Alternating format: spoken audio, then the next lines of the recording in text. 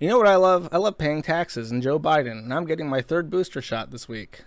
I love Israel. Russell Greer has made the news, my news at least, twice this week because he apparently must be very bored. I think he recently moved to Nevada and he's filed a lawsuit against America's Got Talent. He lost his lawsuit in the lower level court against me. Actually, he lost a while ago, but his appeals to reopen the case at the district court were rejected just now. So he lost again, technically. And now he's already in appeals court, but I'll get to that. The only funny thing worth pointing out with this, he's suing America Got Talent over the Americans with Disabilities Act. He's saying that he was discriminated against. Fremantl's conduct, referring to the producer of the show who denied him being on America's Got Talent, has made Greer lose his self-esteem and self-worth. Greer hasn't touched his piano since his rejection because Fremantle's discrimination and ignoring his requests spat in his face and made Greer feel like his talents as a disabled songwriter means nothing. Greer's distress got so bad that it made Greer think he was having a stroke. So in July of 2021, he called 911 and an ambulance came in and he was put in the ambulance and checked out. Luckily, he wasn't having a stroke, but the paramedics even conceded that Greer was possibly having an anxiety attack, which means, bitch, nut up. Stop acting like a fucking Nancy. Which he attributed to AGT rejection and his resulting despair. Greer hasn't had money to afford to go to the doctor. This satisfies all the IIED physical impact requirements. So in IIED, intentional infliction of emotional distress, Melinda also sued for this. One of the things you have to prove with an IIED tort is that you have to prove physical damage. You can't just say, I was emotionally hurt and it really hurt my feelings and I'm super fucking sad about it and I'm owed money. You have to prove that the trauma that you suffered was so severe and so real that a doctor was able to say that stress physically hurt you. And I'll give you an example. This is a real case that happened in Virginia. A woman is in a supermarket and she goes to the bathroom. And as she's on the bathroom, she looks up and there is an employee of the store staring down at her as she uses the restroom. And this caused her so much anxiety that she could no longer use public restrooms. She pissed herself because she couldn't make it home in time. So she was actually so traumatized by this that it fucked up her life, and that's why she was owed money, because she didn't do anything wrong, and the result of the person's behavior was so egregious that it caused real, understandable emotional distress. Greer is trying to say the same thing. He's trying to say that he was so hurt by the behavior of the producers of the show that it has physically hurt him. The severe emotional distress consisted of Greer vomiting, fainting, insomnia, losing drive and ambition, lack of energy, feeling hopelessness, his limbs stiffened up from stress, much like his face, hair receding, and weight gain. This sentence is like so shitty and clumsy in how it's written. It makes me feel like he just copied like the WebMD like examples of symptoms that would like PTSD symptoms that you could possibly get, and he just like copy pasted it and made it like a sentence. Feeling like he is a worthless human being and that his plights and efforts as a man with a significant disability are insignificant to Fremantle. Feeling like the plaintiff is essentially stuck in a rut in his life with nowhere to go to achieve his dreams, and that he was trying to get with AGT and how he doesn't know where else to look to accomplish his dreams. It makes it worse by living in Vegas and seeing the AGT adverts on the news and down the strip. The adverts, in a way, taunt and haunt Greer, sending a message that only people without facial deformities have talent, and his accommodations and requests for modifications mean nothing. Even going online, he accidentally stumbles upon AGT material when he isn't even looking for it, and it will cause his distress in the same way. And Greer moved to Las Vegas specifically to find talent to act his accommodation, and now he is in the city not only defeated at the primary reason for moving, but he has no family or friends close by. He feels lonely and worthless. Like, bro, okay, he's bitching that people who are worse than him get onto the show just so that they can be kicked off, right? But like, it's funny because you have people who think they're talented and who have no excuse not to be, good at what they do when they think they're so good at it, that they put them on the show just to be like, oh, these guys are like overconfident and cocky and cocksure, and they're delusional about how good they really are. Isn't that funny when they get a cold dose of reality from the snarky guy? It's not the same thing when someone who's got a fucked up face goes onto America's Got Talent and he just starts like going, because then you're thinking like, oh, it's not that he's not trying or that he's not reaching his full potential, it's that he's disabled. So it's not funny to buzz them off for that. But it's also not a good idea to let them in and then just like lie and say like, oh, very good, excellent song there, Russell, and then let him beat people who are actually doing better than him just because he's disabled. I feel like one of those people. I really hate it when like YouTubers try to like argue with retarded people. Like, yeah, like obviously this is obvious to anyone, right? This is obvious to anyone that you don't want to do this. The funny thing that I can't find, and that I'm really upset that I can't find it, is he says that his hair loss got worse. He blames his receding hairline, this receding hairline that you see here in this picture, on the emotional stress and trauma that America's Got Talent has inflicted on him. This hairline is the direct result of Simon Cowell not letting him sing his song and be buzzed off instantly. So he considers himself a songwriter, and he wrote a song for Taylor Swift, and he sent it to Taylor Swift, and Taylor Swift did not make a song out of this. And not only did she not make a song out of this song that he wrote for her, he also he expected her to date him or something. He asked her out on a date and sent her the song, and the talent agent basically says, sorry, we don't accept gifts. So this is an example of a song that the lyrics are by him. He paid someone on Fiverr. I played this before on stream, but I'll play it now. Just a couple seconds of it. You make me feel good inside. Your smile's like Red Bull. You give me wings, make me feel like I can fly. He literally paid some guy to sing this song, some guy from Fiverr, right? And then on top of that, he paid, this woman looks like Ukrainian or something, so he paid a Slavic woman to dance to this. In case you're wondering, the Jovana in this song is a Dominican girl called Jovana Ventura. This is what Jovana Ventura looks like, chat. Okay, so we have what she looks like versus the woman in this song. I'm noticing a discrepancy here, and it's very confusing, and I don't know why he picked this woman. There's a lot of differences here. You would expect this to be Jovana. Is it worse to get okay, you're trying to make a romantic song, right? You got this woman who's really famous. She's an actress and a model, and you're writing her a romantic love ballad so that she'll want to hook up with you. To hook up, you need to write a song that's so fucking good that she'll be willing to hook up with you when you look like Russell Greer. So you also want to make a music video for it for some reason, and you pick this other woman. So okay, if you're her, right, you're Jovana Ventura, and this guy right here sends you this song, and he's saying yo, Jovana, I love you, you're so sexy, come date me. And you're looking at this video, and this is the actress. Would it be, if you're Jovana, would you find it more or less insulting if he picked another Dominican or Puerto Rican girl to dance instead of a Eastern European? I think it would be worse to have a copycat look like Jovana to try and act it out, I guess, than having a random yoga thought from Ukraine do it. Imagine being a famous woman. What a fucking hell. Easy mode. Yeah, right. There's a 100% chance that this woman has done sexual favors to elevate her career. There's a 100% chance that this woman would do sexual favors to advance her career. I speak to 2,000 people by myself. I didn't have to have sex with anyone. I didn't have to have sex with Russell Greer. I just bully him, and it works the same. That's the benefit of being a man, baby. The man master race. So he sued me like years ago, I want to say. The first count that he tried to sue me for was contributory copyright infringement.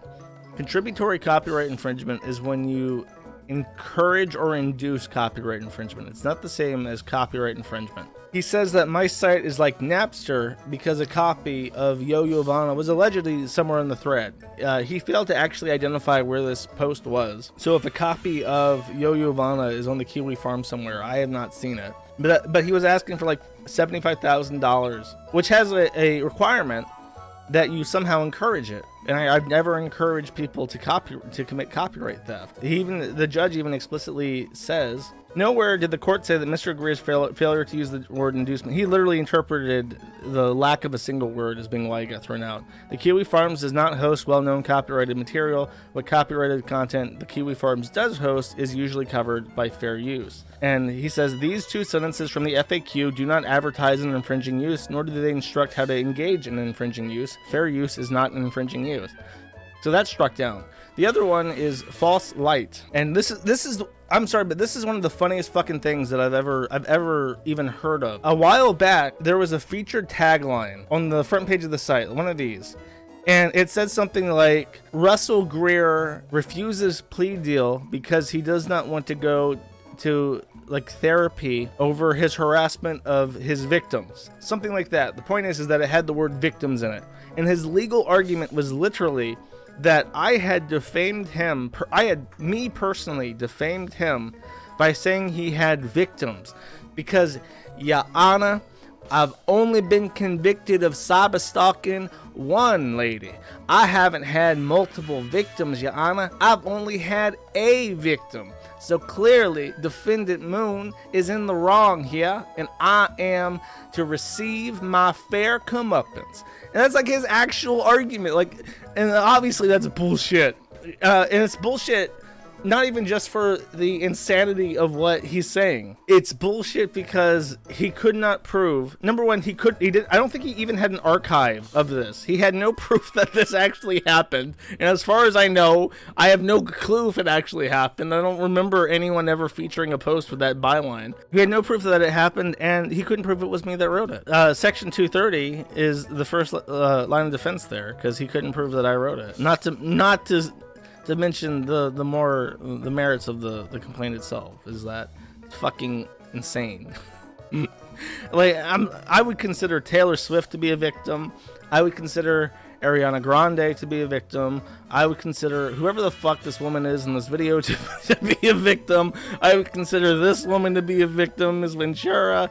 These are all victims, plural victims. That's my humble opinion. Victim is a little much, really. I'll tell you, the people who are on the receiving end of bullshit litigation, I definitely feel victimized by these fucking lawsuits because they're bullshit. And they don't pass the first hurdles of a lawsuit. A court case is almost never thrown out by default. As long as you can state a claim, as long as you can allege facts that claim applies to you, and as long as you file it in the right courthouse, at least from what the clerk of court says, it gets filed. And then to get an attorney, you have to pay $5,000 for a retainer. That's the standard.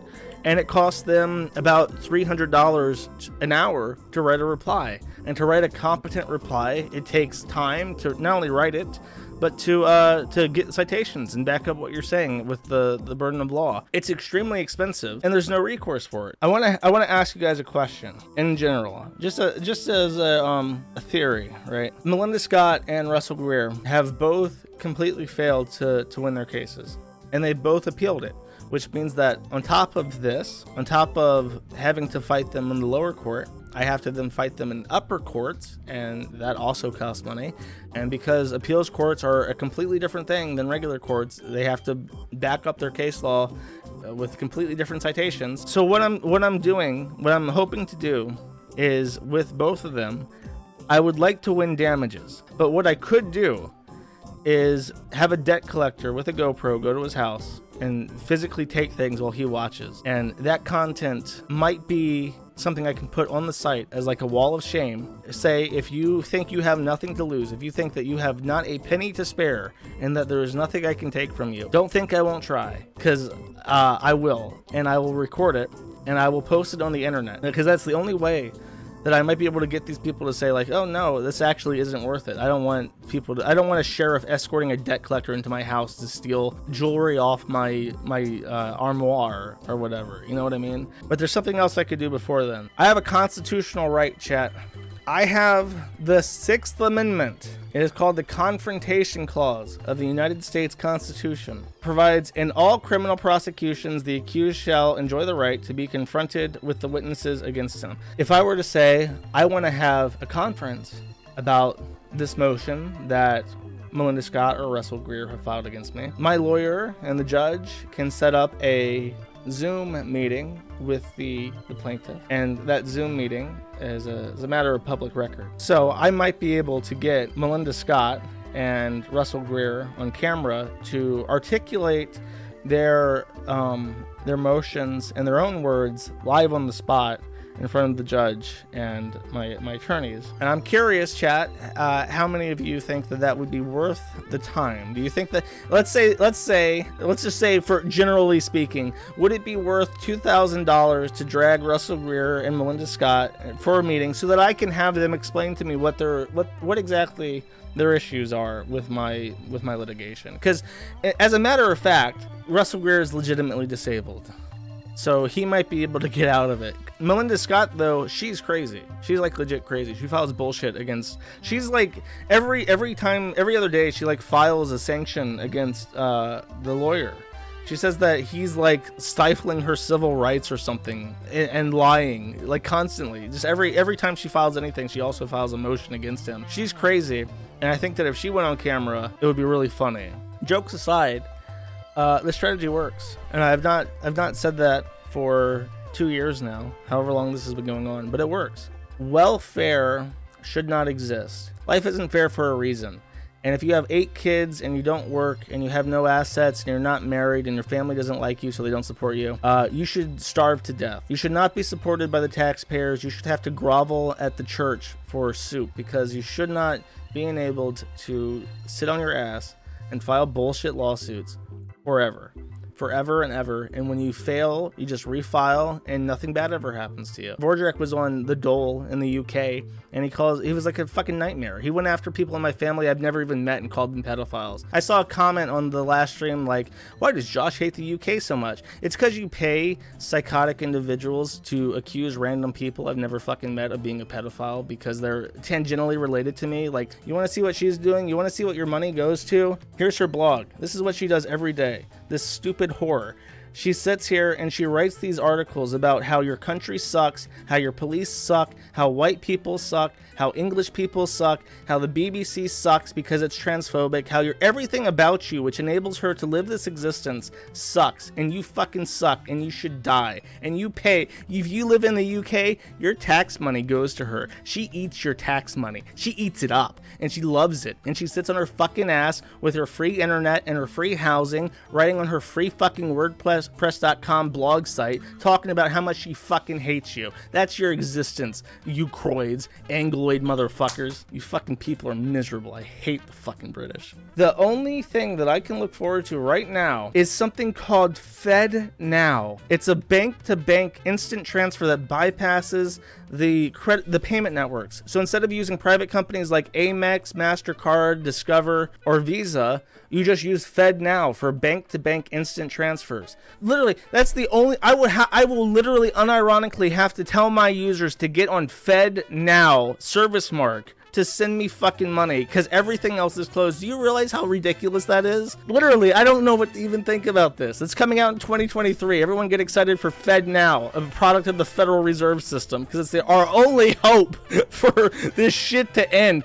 I can't wait, because you know they're going to pass some bullshit where it's like, oh, if you've ever said the N-word, you can't use FedNow. The N in FedNow does not stand for what you think it does, sir. You're not permitted. Just ridiculous. It's a fucking joke. It's literally a clown world. Here, this is the song that plays in my fucking head all the time right now.